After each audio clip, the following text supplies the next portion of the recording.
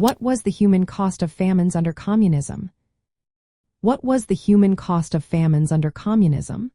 This question takes us into a dark chapter of history where millions lost their lives due to government policies. Throughout the 20th century, communist regimes oversaw some of the deadliest famines ever recorded. These events were not merely the result of bad weather but were often exacerbated by state actions.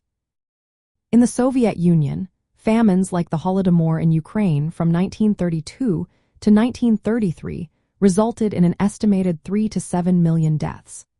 The Kazakh famine during the early 1930s claimed around 1.5 million lives. These tragedies were closely linked to Joseph Stalin's policies, which prioritized rapid industrialization and agricultural collectivization. In China, the Great Leap Forward from 1958 to 1962 led to the largest famine of the 20th century.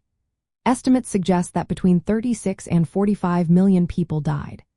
This famine was a direct result of Mao Zedong's policies, including forced collectivization and unrealistic agricultural production targets. Local officials, pressured to meet quotas, often inflated harvest reports, leading to severe mismanagement and starvation. The causes of these famines were largely man-made. Forced collectivization destroyed incentives for farmers, disrupting food production. Grain requisitioning involved the state seizing crops to feed urban populations or for export, leaving rural areas without enough food. The suppression of dissent meant that accurate reporting of food shortages was blocked, preventing timely relief efforts. While these policies aimed to build a socialist society, the human cost was staggering.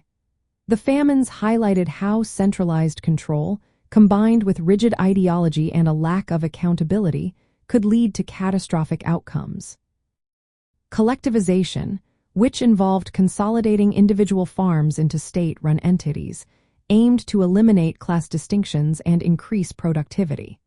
However, the reality was that these policies often resulted in immense suffering and loss of life. The legacy of these famines remains a central part of the critique of communism. They illustrate the dangers of centralized economic planning and the suppression of dissent. The human cost of famines under communism is measured in tens of millions of lives lost, primarily in the Soviet Union and China. These events were not isolated incidents, but repeated outcomes of policies that prioritized ideology over human welfare.